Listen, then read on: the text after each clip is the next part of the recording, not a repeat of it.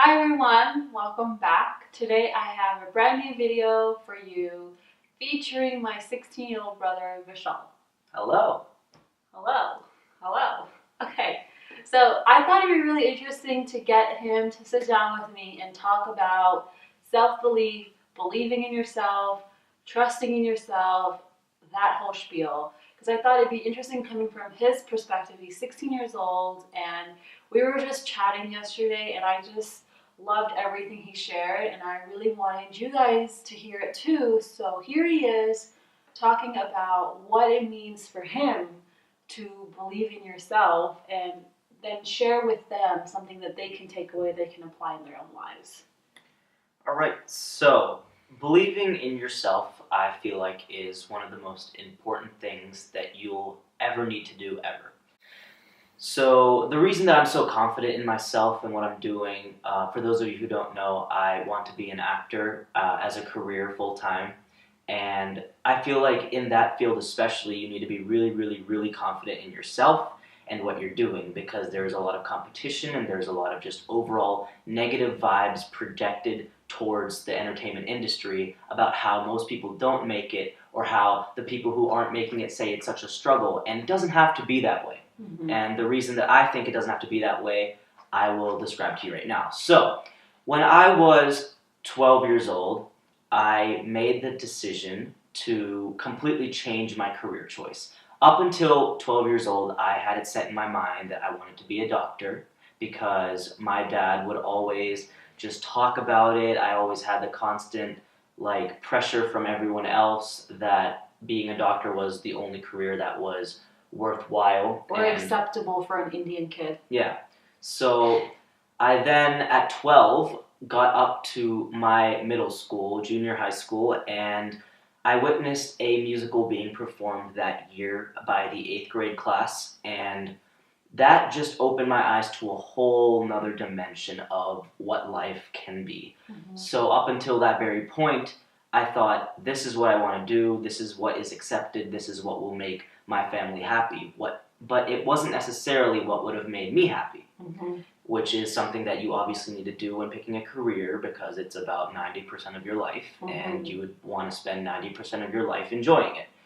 So I made you don't want to spend 100% of your life enjoying it, but 90% of your life is your work. Okay, yeah. 90% of your life is your work. You want to enjoy your work. That's that. So in 6th grade, I witnessed a musical. And this musical was very, very, very well put together for middle school kids. This was really, really something special. And I said, hey, I want to try this out. So I had to wait 2 years until I got up to that point. And when I did get up to that point, the musical that we ended up doing was Aladdin. And I got to play the part of Aladdin, which was really, really cool. The whole process was amazing. And then even up until high school right now, we are currently still doing musicals and plays. We do 3 different entertainment type productions a year, and I try my best to be involved in all of them. And with that comes the pressure from classmates, these people who you've known your whole life, practically. You're going up against them, you're competing against them for a part that may or may not be more significant, because whenever you do any sort of production in a school, there's different parts depending on talent, depending on age, depending on all these different sort of things. So you're taking basically every single person, combining them into one common group, and then picking and choosing which one is better than the other, which can really do something to a person. It can really damage their confidence, their self-esteem. They can feel like they're not good enough, which is a problem that I've often dealt with, which she's often helped me out with. So feeling like you're not good enough? Yes.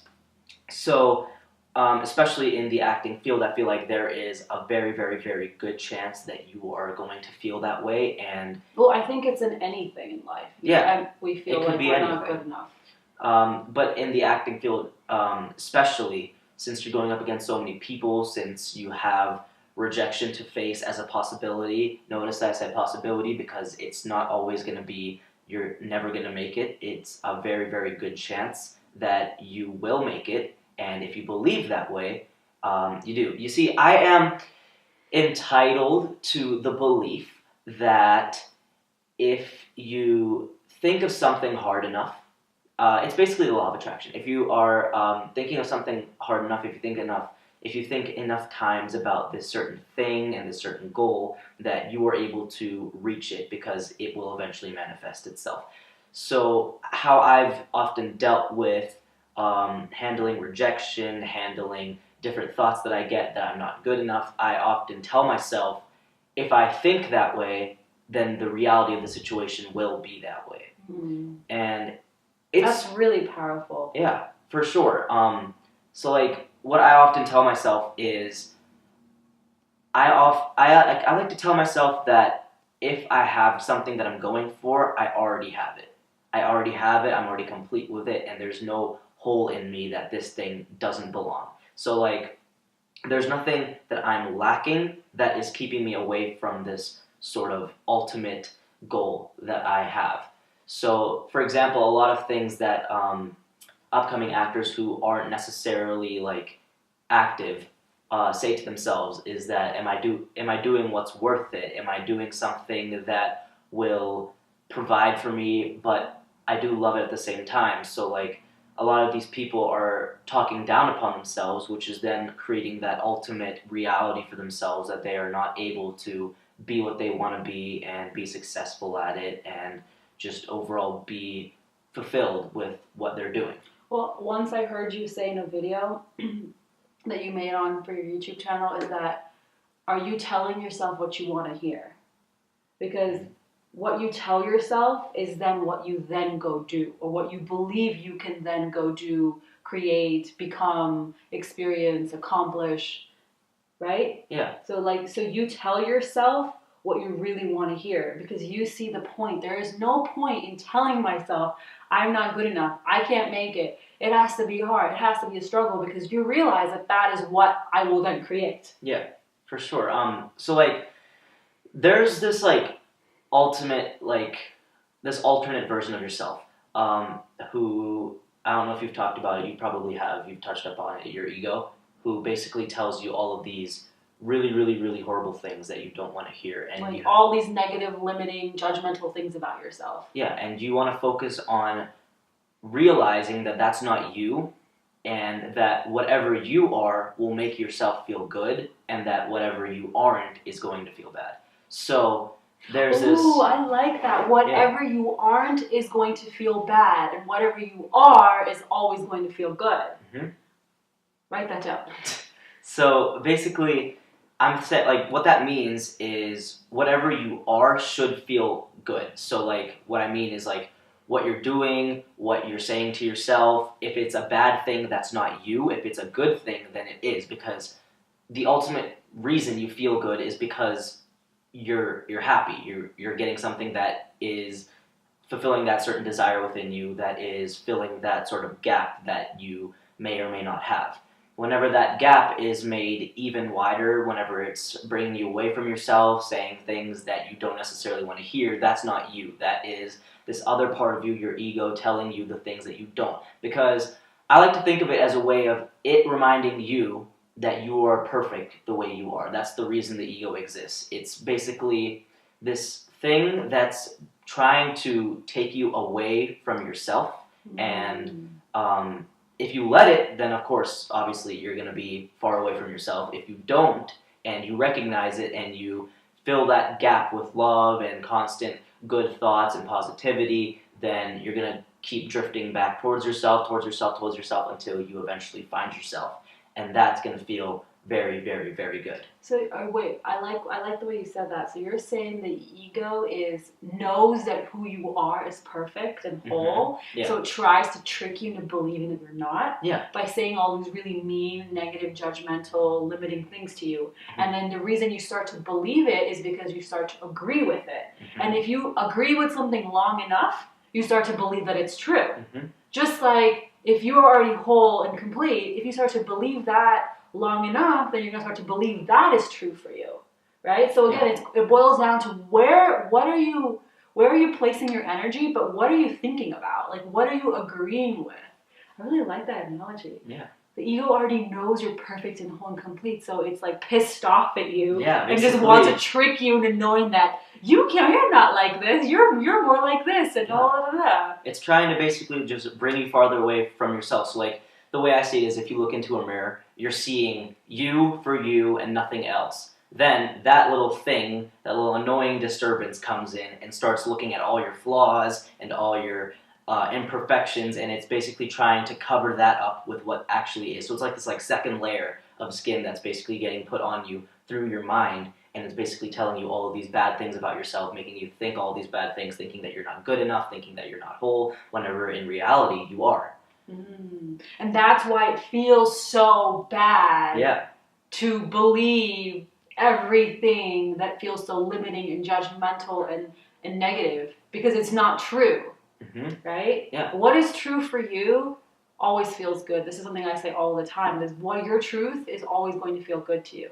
And that is why telling yourself, I'm not good enough, feels so bad, but telling yourself, I am good enough, feels good to you. I like that. Yeah. Do you have anything else you want to share?